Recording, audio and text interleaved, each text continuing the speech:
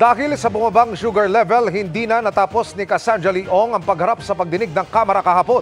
Pero bago ma-ospital, inamin niyang nag-apply siya ng POGO license sa PAGCOR at binanggit din kung saan galing ang pondo para magpatayo ng mga gusali sa Porac, Pampanga.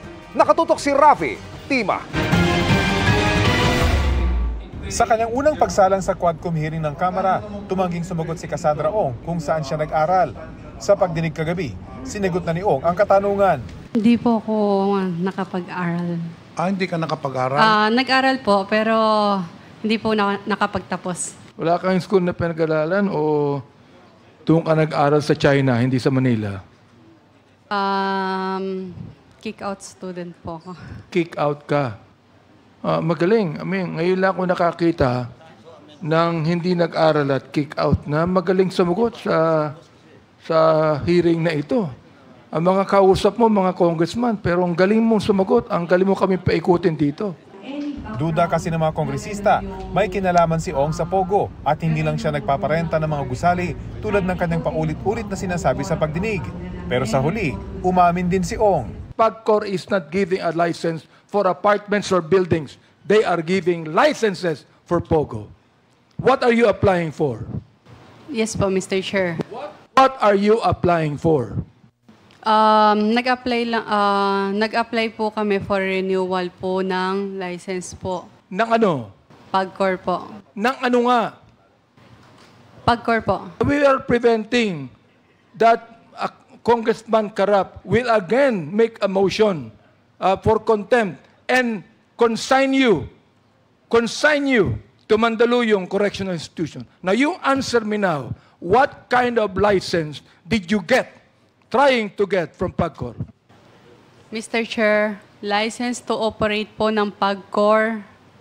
Ano? Ano Ng to operate po. ng PAGCOR? Hindi pwedeng to operate ng PAGCOR. You applied for a license from PAGCOR to operate what? To operate POGO po. Yun! Isa sa mga nais malaman ng mga kongresista, saan galing ang perang ipinagpatayo ng kumpanya ni Ong ng mahigit 40 gusali sa Porac, Pampanga. Ayon kay Ong, galing ang share niya mula sa namayapang ina.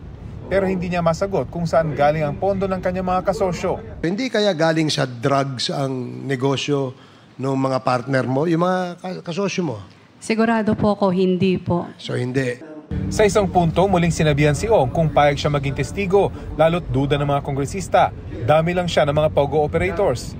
Una na rin pumirma si Ong ng waiver para masilip ang kanyang mga bank transactions, pero tila umatras daw ito. Hindi ko pa po totally wini-withdraw. Okay.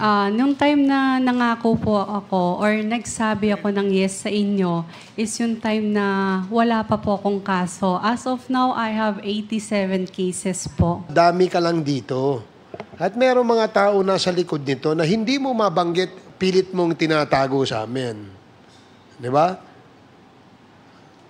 Anong masasabi mo kasi? Hindi po ako dami.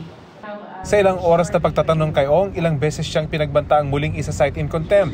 May ilang tanong pa rin kasing ayaw niyang sagutin. Sa isang punto, nagpaalam si Ong para pumunta ng palikuran.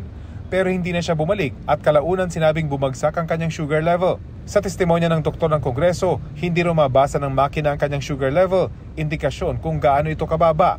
Dahil dito, ipinag-utos ng Quadcom na itakbo na siya sa ospital para sa susunod na pagdinig, may pagpatuloy nila ang kanilang pagtatanong. Para sa GMA Integrated News, Rafi Tima, nakatutok, 24 oras.